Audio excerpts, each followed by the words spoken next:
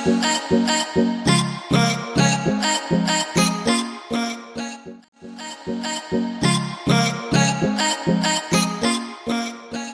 Friends, welcome to Joy chemistry. आज हम लोग बहुत ही इंपॉर्टेंट टॉपिक पढ़ने वाले हैं जो क्या है बायो इनऑर्गेनिक केमिस्ट्री है। ये bio inorganic chemistry BSc student, IIT jam की प्रिपरेशन करने वाले स्टूडेंट और एमएससी के स्टूडेंट या फिर सीएसआईआर नेट और गेट एग्जाम्स की तैयारी करने वाले जो स्टूडेंट हैं उनके लिए बहुत ही इंपॉर्टेंट है। अगर हम सीएसआईआर नेट की बात करें तो बायो इनऑर्गेनिक केमिस्ट्री से हर एग्जाम में ये 10 to 14 मार्क्स का आता है, ठीक है, और काफी इजी होता है। बायो वाले जो स्टूडेंट्स होते हैं जिन्होंने बायो से बीएससी में उनके पास बायो थी, वो इस टॉपिक को बहुत अच्छे से कर लेते हैं, उनको समझ में भी आता है। लेकिन जो मैथमेटिक्स से जिन्होंने बीएससी करी है, मैथमेटिक्स जिनके पास रही है बीएससी में, वो इस टॉपिक को स्किप कर देते हैं और इसकी जगह कुछ और पढ़ने लगते हैं, जबकि ये बहुत ही ईजी होता है। तो हमारा जो ये टॉपिक है bio inorganic chemistry, specially bio के बैकग्राउंड के जो बच्चे हैं उनको तो समझ में आएगा ही आएगा, साथ ही साथ उन मैथमेटिक्स बैकग्राउंड के जो बच्चे होंगे उनको भी बहुत अच्छे से समझ में आएगा। ठीक है, तो आप हमारे वीडियो को शुरुआत से देखें, हर स्टेप में देखें और काफी धीरे धीरे आप उसको समझने की कोशिश करें। हम हर एक प्रॉब्लम्स को आपको सॉल्व करा देंगे।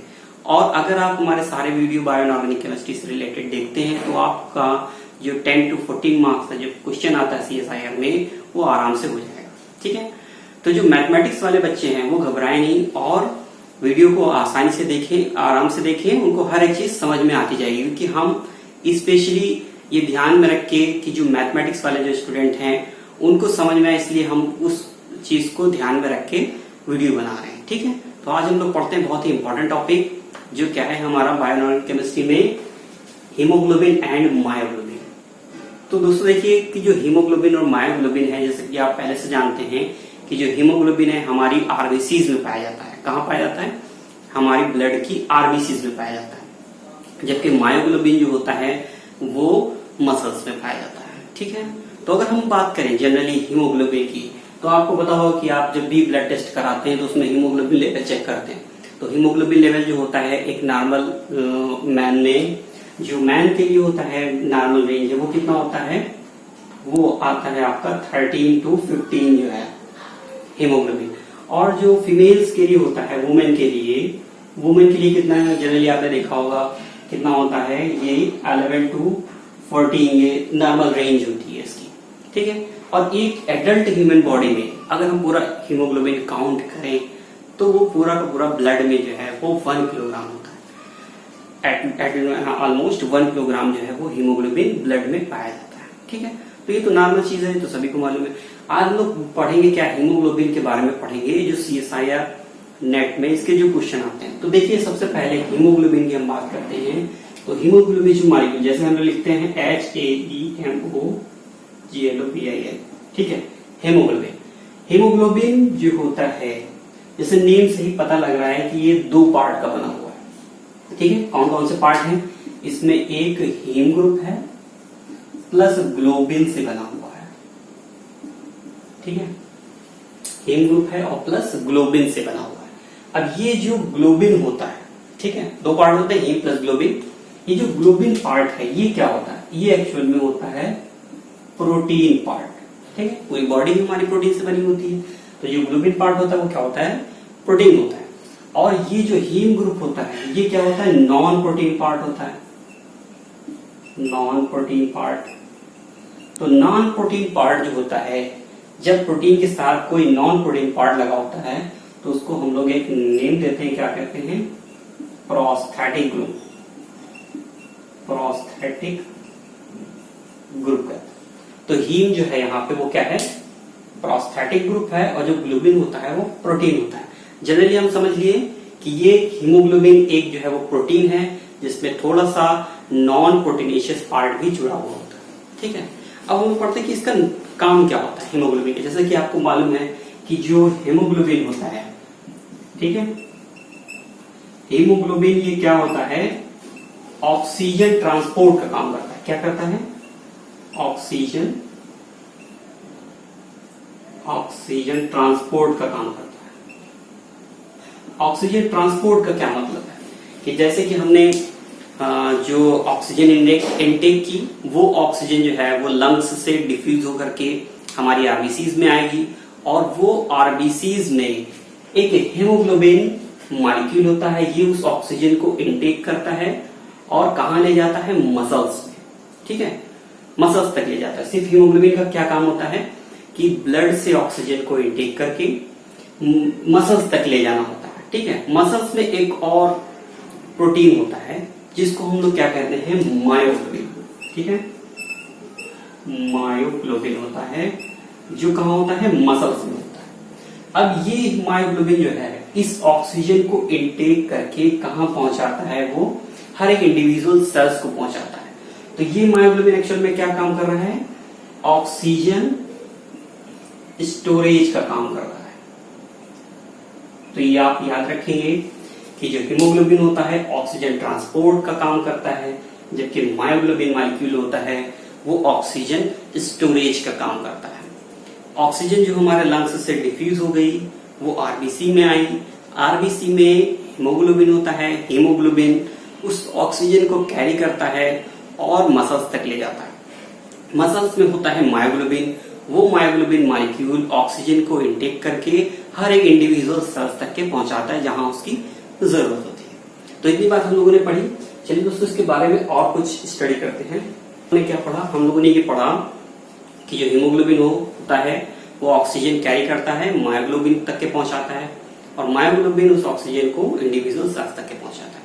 अब अगर हम लोग बात करें हेमोग्लोबिन की, हेमोग्लोबिन, तो हेमोग्लोबिन हमको मालूम है कि दो पार्ट का बना होता है। एक जो है वो उसमें हीम ग्रुप होता है प्लस उसमें एक ग्लोबिन पार्ट होता है। ग्लोबिन पार्ट क्या होता है, ये एक्चुअल में प्रोटीन होता है। ठीक है, हमें क्या करना है, इसको स्टडी करना है हीम ग्रुप। अब हीम ग्रुप को अगर हम स्टडी करेंगे तो हीम ग्रुप जो है वो दो चीजों का बना होता है। हीम ग्रुप जो है इसके अंदर एक पॉर्फायरिन रिंग होती है, पॉर्फायरिन रिंग प्लस एक मेटल होता है। ठीक है, हीम ग्रुप में जनरली ये आयरन मेटल होता है। अब देखिए एक चीज हम देखें, हीमोग्लोबिन हीम के स्ट्रक्चर के बारे में अगर हम लोग पढ़ेंगे तो हीम के स्ट्रक्चर के बारे में ये देखते हैं कि इसमें सबसे पहले जो एक लिगैंड होता है, ठीक है, जो उसको हम लोग कहते हैं एक ये टेट्रापायरॉल सिस्टम में। देखिए 4 पायरॉल मॉलिक्यूल है यहाँ पे, ठीक है, 4 पायरॉल मॉलिक्यूल है जो कि मैथीन ब्रिजेस से जुड़े होते हैं। ये क्या है, यहाँ पे देखिए 2 पायरॉल को एक मैथीन ब्रिज जो है वो लिंक कर रहा है। तो ये क्या है, यहाँ पे एक मैथीन ब्रिज बना रहा है। ठीक है, एक मैथीन ब्रिज होता है। ये मैथीन ब्रिज क्या होता है, ये है CH डबल बॉन्ड, ये एक मैथीन ब्रिज है। ठीक है, जो 2 पायरॉल मॉलिक्यूल के बीच में ब्रिज का काम कर रहा है। ठीक है, 4 टेट्रापायरॉल सिस्टम हो गया। अब यहाँ पे देखना है कि ये जो लिगैंड है पूरा मैक्रोसाइक्लिक लिगैंड है, इसको हम लोग क्या कहते हैं, प्रोटोपॉर्फायरिन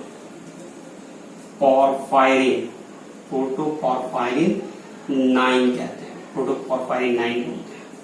ठीक है, प्रोटोपॉर्फायरिन 9। इस प्रोटोपॉर्फायरिन 9 में अगर यहाँ पे अगर देखिए इस प्रोटोपॉर्फायरिन 9 में एक अंदर बीच में जो है वो कैविटी होती है। इस कैविटी में जो कोई भी इस कैविटी का जो साइज होता है वो ठीक ट्रांजिशन एलिमेंट के 3D ट्रांजिशन एलिमेंट के साइज के ठीक इक्वल होता है। ठीक है, अगर इसमें ये जो साइज होता है इस कैविटी का ये इतना बड़ा होता है कि इसके अंदर आयरन एटम जो है वो पेनिट्रेट कर सकता है। तो यहाँ पे क्या होता है, देखिए आप देख सकते हैं कि 2 हाइड्रोजन एटम नाइट्रोजन से लगे हुए हैं और 2 नाइट्रोजन एटम जो हैं इनके पास सिर्फ एक लोन पेयर ऑफ इलेक्ट्रॉन है। ठीक है, यहाँ पे हाइड्रोजन नहीं है। अगर हम इस हाइड्रोजन को यहाँ से रिमूव करें तो देखिए यहाँ पे 2 हाइड्रोजन हैं और ये 2 हाइड्रोजन जो हैं ये एसिडिक इन नेचर होते हैं। यहाँ से जब इसको हम रिमूव कर देंगे तो इसके ऊपर एक नेगेटिव चार्ज आएगा। ठीक है, सिमिलरली इस हाइड्रोजन को जब यहाँ से रिमूव करेंगे तो इसके ऊपर एक नेगेटिव चार्ज आ जाएगा। एक बीच में एक कैविटी है और 2 नाइट्रोजन पे नेगेटिव चार्ज। अगर हम आयरन +2 स्टेट में जो आयरन है +2 स्टेट में उसको हम बीच में इंट्रोड्यूस करें तो ये क्या करेगा, ये नाइट्रोजन जो है ये इस आयरन के साथ ऐसे 2 नाइट्रोजन मिलकर के ये 2 आयनिक बॉन्ड बना लेंगे। ठीक, और ये 2 नाइट्रोजन मिलकर के क्या बनाएंगे, कोऑर्डिनेट बॉन्ड बनाएंगे। ऐसे बीच में आयरन जो है वो फिट हो गया। दो यहाँ पे आयनिक बॉन्ड हैं और दो बॉन्ड कैसे हैं, कोऑर्डिनेट हैं। दो बॉन्ड यहाँ पे जो हैं वो कोऑर्डिनेट हैं, कोऑर्डिनेट बॉन्ड, दो आयनिक बॉन्ड और दो कोऑर्डिनेट बॉन्ड। ऐसी मोइटी जब प्रोटोपोरफायरिन 9, प्रोटोपोरफायरिन क्या था, जब उसमें आयरन एटम नहीं था, तो प्रोटोपोरफायरिन 9 जो है उसमें जब आयरन एटम आ गया, अब इसको हम लोग क्या कहेंगे, Fe आयरन प्रोटोपोरफायरिन 9 कहेंगे, प्रोटोपोरफायरिन। इसी को हम लोग कहते हैं हीम ग्रुप, हीम ग्रुप कहते हैं। ठीक है, तो आपको समझ में आ गया हीम ग्रुप का स्ट्रक्चर कैसा होता है। तो आपको बात समझ में आ गई कि ये स्ट्रक्चर कैसा होता है। प्रोटोपोरफायरिन में आयरन प्रोटोपोरफायरिन 9 क्या है, इसे हम हीम ग्रुप कहते हैं। जब यहाँ पे देखिए, यहाँ पे इस लिगैंड में क्या है कि तो एक R1 और R2 यहाँ पे दो ग्रुप लगा दिए हैं। अगर R1 और R2 की जगह CH डबल बॉन्ड CH2 होगा, तब उस हीम को हम लोग हीम बी कहेंगे। दैट इज यहाँ पे अगर R1 R2 की जगह हम क्या लिख दें, CH डबल बॉन्ड CH2 लिख दें। जैसे कि यहाँ पे क्या लिख दें, CH डबल बॉन्ड CH2, यहाँ पे भी क्या कर दें, CH डबल बॉन्ड CH2 कर दें। ठीक है, तो इस हीम ग्रुप को हम क्या कहेंगे, हीम बी कहेंगे। क्या कहेंगे, हीम बी कहेंगे। ये हमारे आरबीसीज में होता है, आरबीसी में हीम बी होता है। दैट इज हमारे ब्लड में जो हीमोग्लोबिन होती है वो कौन सी होती है, हीम बी होती है। ठीक है, तो इसका हमें स्ट्रक्चर समझ में आ गया कि यहाँ पे हीम का स्ट्रक्चर एक्चुअल में कैसा होता है। तो दोस्तों, जो हम लोगों ने हीम ग्रुप पढ़ा, स्टडी किया, उसमें हमने देखा कि प्रोटोपोरफायरिन 9 में जब आयरन एटम +2 स्टेट में होता है, और जो आयरन एटम +2 स्टेट में होता है ये हाई स्पिन में होता है। ठीक है, तो हाई स्पिन आयरन का जो साइज होता है वो बड़ा होता है, और लो स्पिन आयरन का जो साइज होता है वो छोटा होता है। दैट इज अगर आयरन एटम +2 स्टेट में है और वो हाई स्पिन है, ठीक है, तो काफी लार्ज साइज का होगा। कैसा होगा, लार्ज साइज होगा। अगर आयरन एटम +2 स्टेट में है और वो लो स्पिन में है, तो इसका साइज जो है वो स्मॉल होता है। ये बात आपको पता होनी चाहिए। अब यहाँ पे जो हीम ग्रुप हम लोग बना रहे थे, तो हीम ग्रुप में हमने बनाया था कि इसमें देखा था कि जो टेट्रापारा सिस्टम में बीच में कैविटी थी, उसमें आयरन एटम फिट हो जाता था। तो आयरन एटम जो होता है वो यहाँ पे हाई स्पिन होता है। तो जब हाई स्पिन होता है, इसका साइज काफी बड़ा होता है। ये साइज इतना बड़ा होता है कि इस कैविटी के अंदर वो पेनिट्रेट नहीं हो पाता, बल्कि वो प्लेन से थोड़ा सा उठा रहता है। जैसे दैट इज, अगर हम इसको ड्रॉ करें, फॉर एग्जाम्पल मान लीजिए कि ये एक यहाँ पे ये हीम ग्रुप है। ठीक है, फॉर एग्जाम्पल ये जो है वो आपका हीम ग्रुप है। ऐसे यहाँ पे ये हीम ग्रुप है। ठीक है, इसमें रिंग्स नहीं दिखाई गई है, बल्कि हमने एक रिंग बना दिया है। जब आयरन एटम बीच में आएगा, तो आयरन जो है वो +2 हाई स्पिन स्टेट में होता है। उसका साइज इतना बड़ा होता है कि इस कैविटी में वो फिट नहीं हो पाता पूरा। इसीलिए क्या होता है, आयरन एटम थोड़ा सा प्लेन से उठा हुआ होता है। ठीक है, और कुछ इस तरह से स्क्वायर पिरामिडल अरेंजमेंट बना होता है ऐसे। देखिए, तो यहाँ पे क्या होता है कि आप देखिए कि जो रिंग्स हैं, रिंग्स के नाइट्रोजन हैं वो आयरन एटम से कोऑर्डिनेटेड हैं, और आयरन जो है वो +2 स्टेट में है और कैसा है, हाई स्पिन है। और हाई स्पिन होने की वजह से इसका जो साइज है वो लार्ज साइज होता है, और लार्ज साइज होता है तो उस कैविटी में फिट नहीं हो पाता, इसीलिए वो प्लेन से थोड़ा सा उठा हुआ रहता है ऊपर। तो यहाँ पे देखेंगे इस प्लेन से आयरन की जो डिस्टेंस होती है यहाँ से, दैट इज ये प्लेन से और आयरन एटम के बीच का जो डिस्टेंस है वो कितना होता है, वो आपको याद रखना है, वो 40 पिकोमीटर होता है। या इसको हम लोग एंगस्ट्रॉम में लिखें तो 0.4 एंगस्ट्रॉम जो वो प्लेन से उठा हुआ रहता है। अब यहाँ पे देख सकते हैं, यहाँ पे इसका कोऑर्डिनेशन नंबर कितना दिखा रहा है, यहाँ पे कोऑर्डिनेशन नंबर इसका 4 है। लेकिन +2 स्टेट में हमें पता है कि आयरन का कोऑर्डिनेशन नंबर कितना होता है, 6 होता है। तो दैट इज यहाँ पे 4 कोऑर्डिनेशन नंबर है, और इसमें 5th कोऑर्डिनेशन साइड से जो है वो एक इमिडाजोल रिंग होती है। ठीक है, वो हिस्टिडीन अमीनो एसिड की इमिडाजोल रिंग यहाँ से बॉन्डेड होती है। यहाँ पे प्रोटीन होता है। आपको मालूम है कि हीमोग्लोबिन में क्या क्या चीज होता है। हीमोग्लोबिन में हमने पहले भी देखा था कि हीमोग्लोबिन में 2 पार्ट होते हैं, ठीक है। हीमोग्लोबिन में 2 पार्ट होते हैं। क्या होता है, एक हीम ग्रुप होता है और प्लस ग्लोबिन होता है। ग्लोबिन क्या होता है, ये प्रोटीन होती है। ग्लोबिन जो है वो प्रोटीन होती है। तो यहाँ पे देखिए जो हीम ग्रुप का स्ट्रक्चर तो हमने बनाया, ये जो प्रोटीन पार्ट है, इस प्रोटीन में एक अमीनो एसिड होती है जिसको हम लोग कहते हैं हिस्टिडीन। क्या कहते हैं, हिस्टिडीन कहते हैं। उस हिस्टिडीन में एक रिंग होती है। इस रिंग को हम लोग क्या कहते हैं, इमिडाजोल रिंग कहते हैं। Imidazole ring. उस प्रोटीन की एक अमीनो एसिड होती है हिस्टिडीन, उसमें एक इमिडाजोल रिंग होती है जिसका एक nitrogen atom 5th coordination site से बॉन्डेड होता है। आयरन की 5th कोऑर्डिनेशन साइट से। यहाँ पे एक इसकी कोऑर्डिनेशन साइट अभी भी वैकेंट है। यहाँ पे वैकेंट कोऑर्डिनेशन साइट है, ठीक है। यहाँ पे कोऑर्डिनेशन साइट यहाँ पे अभी भी एक वैकेंट है। तो कोऑर्डिनेशन नंबर इसका कितना है, 5 है, ठीक है। इस केस में अगर हम देखेंगे यहाँ पे आयरन एटम के साथ ऑक्सीजन तो नहीं जुड़ा हुआ है। तो देखिए दोस्तों, यहाँ पे हमने देखा, क्या देखा कि यहाँ पे 5th कोऑर्डिनेशन साइट है, आयरन की 5 कोऑर्डिनेशन साइट है, ठीक है। इसमें 5 कोऑर्डिनेशन नंबर है, एक कोऑर्डिनेशन साइट इसकी वैकेंट है। अब ये जो हीमोग्लोबिन मॉलिक्यूल, इसको हम क्या कहेंगे, ये हीमोग्लोबिन मॉलिक्यूल है। इस हीमोग्लोबिन मॉलिक्यूल में जब 5 कोऑर्डिनेशन साइट है और इसमें ऑक्सीजन एटम नहीं है, इस हीमोग्लोबिन मॉलिक्यूल, वो हीमोग्लोबिन मॉलिक्यूल जिसमें ऑक्सीजन एटम नहीं बॉन्डेड हो, उसको हम लोग क्या कहते हैं, डीऑक्सी हीमोग्लोबिन बोलते हैं। क्या बोलते हैं, डीऑक्सी हीमोग्लोबिन। डीऑक्सी हीमोग्लोबिन बोलते हैं। तो ये आप देख सकते हैं, ये डीऑक्सी हीमोग्लोबिन है, ठीक है। अब ये क्या करेगा, जब ये ऑक्सीजन एटम को इनटेक करेगा तब ये ऑक्सी हीमोग्लोबिन कहलाएगा।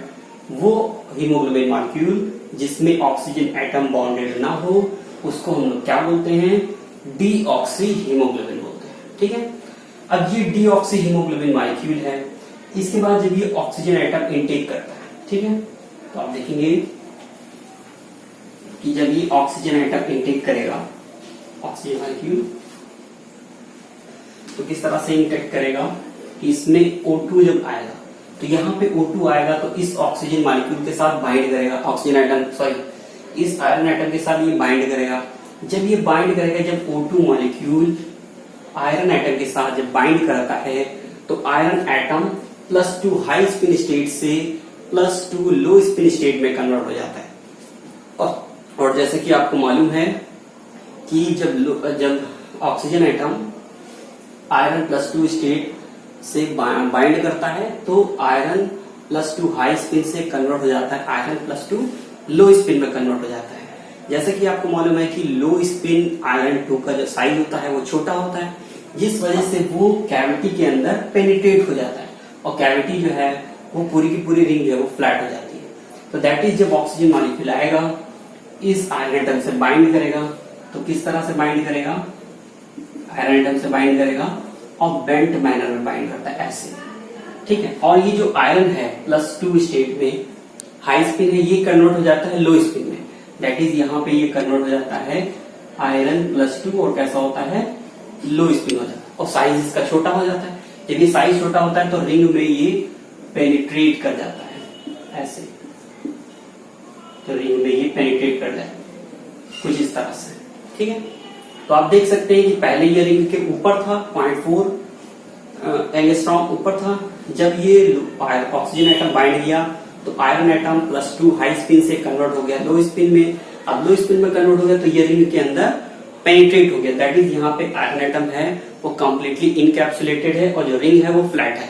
अब इसमें यहाँ पे जो इमिडाजोल रिंग है वो तो यहाँ पे बाइंडेड ही रहेगी, इमिडाजोल रिंग इस तरह से, तो आप देख सकते हैं इमिडाजोल रिंग यहाँ पे बाइंड होती है। तो ये जो हीमोग्लोबिन मॉलिक्यूल है, ये कैसा है, हीमोग्लोबिन मॉलिक्यूल जिसमें ऑक्सीजन मॉलिक्यूल बाउंडेड है आयरन एटम से, वो हीमोग्लोबिन मॉलिक्यूल जो कि ऑक्सीजन से बॉन्डेड होती है, उस हीमोग्लोबिन को हम लोग क्या कहते हैं, ऑक्सी हीमोग्लोबिन कहते हैं, ऑक्सी हीमोग्लोबिन। तो ये आपका हो गया डीऑक्सी हीमोग्लोबिन और ये कैसा हो गया ऑक्सी हीमोग्लोबिन। ठीक है, अब इस ऑक्सी हीमोग्लोबिन में एक चीज यहाँ पे नोटिस करने वाली होती है कि ये जो एंगल होता है ये कितना होता है 130 होता है, 130 डिग्री होता है किसमें हीमोग्लोबिन में, और बट इन मायोग्लोबिन में ये वाला जो आयरन ऑक्सीजन एंगल है वो कितना होता है 115 होता है। ये आपको बस याद रखना है। तो हीमोग्लोबिन मॉलिक्यूल में ये जो एंगल होता है 130 होता है और मायोग्लोबिन मॉलिक्यूल में जो आयरन ऑक्सीजन जो एंगल है वो कितना है 150 है। यहाँ पे डीऑक्सी हीमोग्लोबिन में जो इसका डीऑक्सी हीमोग्लोबिन में इसका कोऑर्डिनेशन नंबर कितना है आयरन का, कोऑर्डिनेशन नंबर जो है वो यहाँ पे है 5, लेकिन यहाँ पे कोऑर्डिनेशन नंबर कितना है, कोऑर्डिनेशन नंबर यहाँ पे हो गया 6। ठीक है, यहाँ पे कोऑर्डिनेशन। तो दोस्तों ये अभी जो हम लोगों ने पढ़ा वो हीमोग्लोबिन में ये हमने सीखा कि हीम का स्ट्रक्चर कैसा होता है। हीम के स्ट्रक्चर में एक प्रोटोपोर्फायरिन रिंग होती है और बीच में आयरन एटम होता है। डीऑक्सी फॉर्म हीमोग्लोबिन में iron atom +2 high spin state में होता है, इसलिए उसका साइज बड़ा होता है तो वो प्लेन से थोड़ा सा उठा रहता है। जबकि ऑक्सी हीमोग्लोबिन में क्या होता है वो हाई स्पिन से लो स्पिन में कन्वर्ट हो जाता है आयरन एटम और वो रिंग के अंदर पेनिट्रेट कर जाता है, दैट इज रिंग में इनकैप्सुलेटेड होता है। अब हम लोग बात करेंगे यहाँ पे ग्लोबिन चेन के बारे में। अब देखिए हीमोग्लोबिन जैसे कि हमें मालूम है कि हीम प्लस ग्लोबिन का बना होता है, ये होता है हीमोग्लोबिन। ठीक है, इसमें जो हीम ग्रुप होते हैं हीमोग्लोबिन मॉलिक्यूल में, तो एक हीमोग्लोबिन मॉलिक्यूल में हमने देखा था क्या होता है, एक रिंग होती है। कौन सी रिंग होती है, ये पोरफायरिन रिंग होती है, बीच में आयरन एटम पेनिट्रेट होता है ऐसे। ठीक है, तो यहाँ पे हीमोग्लोबिन मॉलिक्यूल में ये ऐसी 4 रिंग होती है, दैट इज 4 हीम ग्रुप होते हैं। किसमें होते हैं 4 हीम ग्रुप, हीमोग्लोबिन में। आप देखिएगा हीमोग्लोबिन में 4 हीम ग्रुप होते हैं कुछ इस तरह से ऐसे, ये देखिए। ठीक है,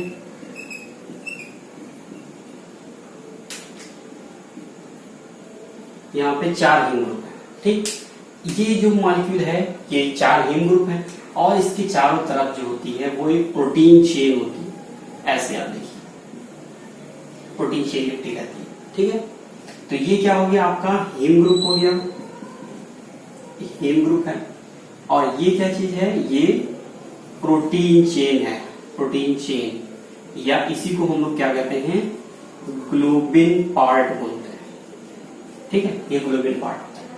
अब ये जो पूरा स्ट्रक्चर है इसको हम लोग क्या बोलते हैं, हीमोग्लोबिन बोलते हैं। इस पूरे स्ट्रक्चर को हीमोग्लोबिन बोलते हैं। अब आप देखिए कि हीमोग्लोबिन मॉलिक्यूल में 4 हीम ग्रुप होते हैं। कितने हीम ग्रुप हैं हीमोग्लोबिन मॉलिक्यूल में, 4 हीम यूनिट है, 4 हीम यूनिट।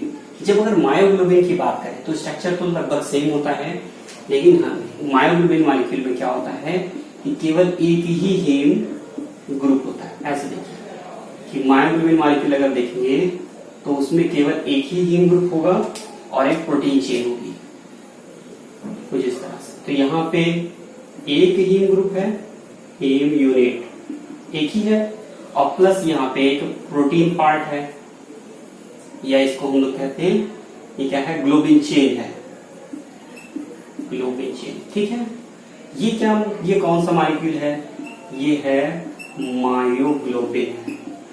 तो मेजर डिफरेंस आप देख सकते हैं हीमोग्लोबिन और मायोग्लोबिन में क्या होता है कि हीमोग्लोबिन मॉलिक्यूल में 4 हीम यूनिट्स होती हैं और जबकि मायोग्लोबिन मॉलिक्यूल में केवल एक हीम यूनिट होती है और वो हीम ग्रुप है और प्रोटीन चेन से सराउंडेड होती है। ठीक है, तो ये मेजर डिफरेंस है हीमोग्लोबिन और मायोग्लोबिन में। अब हम लोग बात करते हैं यहाँ पे कि हीमोग्लोबिन की बात करें तो इसमें जो प्रोटीन चेन होती है इसमें इनसे कुछ प्रोटीन चेन जैसे बाइंडेड रहती है हर हीमोग्लोबिन मॉलिक्यूल से कुछ इस तरह से। ठीक है, कुछ इस तरह से बाइंडेड रहेंगी हर हीमोग्लोबिन। अब यहाँ पे देखिए ये जैसे कि ये 2 चेन हो गई, यहाँ पे ये जो 2 चेन है, ठीक है, हर एक हीमोग्लोबिन मॉलिक्यूल से बाइंडेड रहती है ऐसे, और ये पूरी पूरी लिपटी होती है ऐसे कुछ इस तरह से। ठीक है, 2 चेन होती है। यहाँ पे जो ये 2 चेन है, ठीक है, ये 2 चेन है जैसे कि वो एक अल्फा यूनिट होती है, अल्फा अमीनो एसिड्स होती है,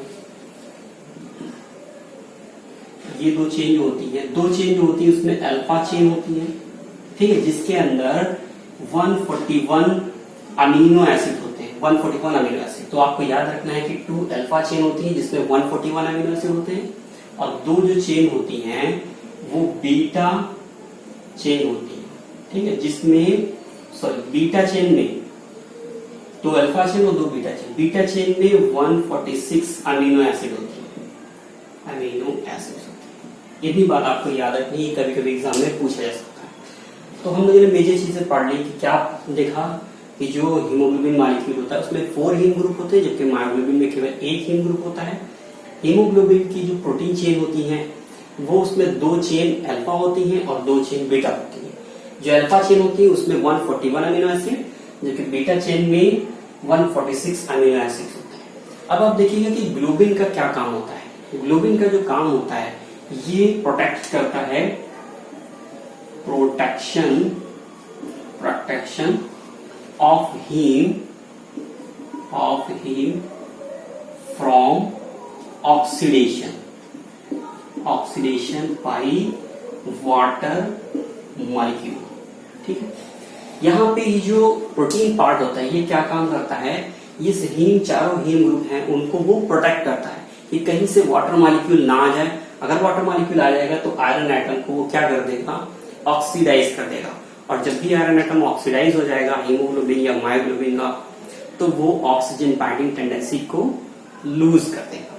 तो यहाँ पे ये ग्लोबिन पार्ट जो होता है वो क्या करता है, प्रोटेक्शन प्रोवाइड करता है।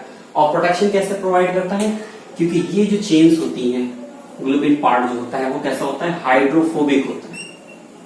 हाइड्रोफोबिक का मतलब होता है कि जैसे ही वाटर मॉलिक्यूल आएगा ये प्रोटीन चेन उस वाटर मॉलिक्यूल को रिपेल कर देगी, ठीक है, और अंदर जाने से पेनिट्रेट कर देगी।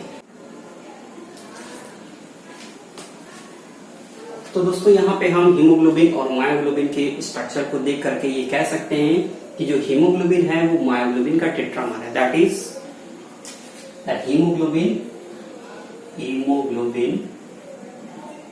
is tetramer of myoglobin, ठीक है, मायोग्लोबिन का ये टेट्रामर होता है। तो हमने देख सकते हैं कि जो हीमोग्लोबिन है वो मायोग्लोबिन, ये अगर मोनोमर है तो ये हीमोग्लोबिन जो क्या है वो टेट्रामर है, इसमें 4 यूनिट होती है। और हीमोग्लोबिन का काम क्या होता है, जैसे कि हमने आपको पहले भी बताया, हीमोग्लोबिन का काम होता है